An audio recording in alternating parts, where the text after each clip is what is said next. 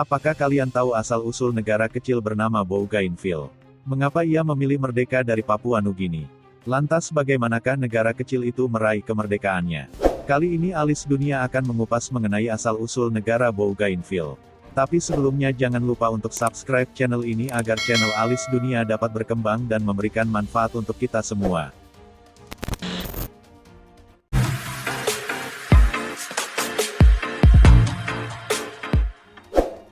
Bougainville yang dihuni 300.000 penduduk, adalah sekumpulan pulau di bagian timur Papua Nugini.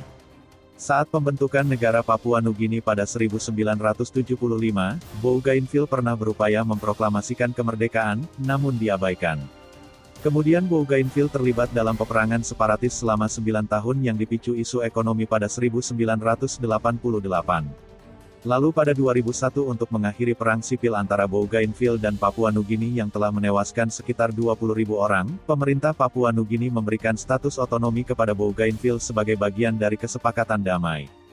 Kesepakatan itu juga menjanjikan referendum yang telah digelar selama 2 pekan pada tanggal 23 November hingga tanggal 7 Desember kepada rakyat Bougainville. Para pemilih diberikan 2 pilihan, yakni perluasan otonomi atau kemerdekaan penuh.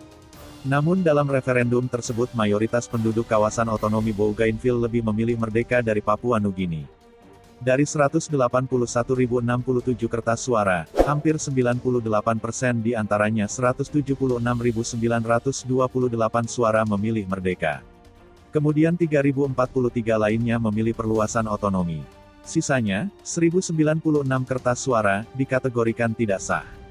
Hasil ini diumumkan di Kota Buka oleh mantan Perdana Menteri Irlandia, Bertie Ahern, yang kini menjabat sebagai Ketua Komisi Referendum Bougainville. Ahern terpilih menduduki posisi itu karena dia dipandang sukses dalam proses mengawal perdamaian Irlandia Utara. Ahern berbicara di Kota Buka mengenai hasil referendum, ia mendesak semua pihak agar menyetujui hasil referendum dan sekaligus ia menyampaikan pesan bahwa suara setiap orang akan menentukan perdamaian Anda, sejarah Anda, dan masa depan Anda. Ia menunjukkan kekuatan pena ketimbang senjata. Momen inilah yang ditunggu-tunggu penduduk Bougainville. Pengumuman itu disambut dengan pekikan, tepuk tangan, dan air mata, menjelaskan bahwa mayoritas penduduk menginginkan kemerdekaan. Beberapa orang bahkan menyanyikan lagu My Bougainville. Menteri Papua Nugini Pukatemu untuk urusan Bougainville menilai, hasil referendumnya adalah kredibel. Namun, Temu meminta agar para pemilih mengizinkan rakyat Papua Nugini mendapat cukup waktu untuk meresapi hasilnya.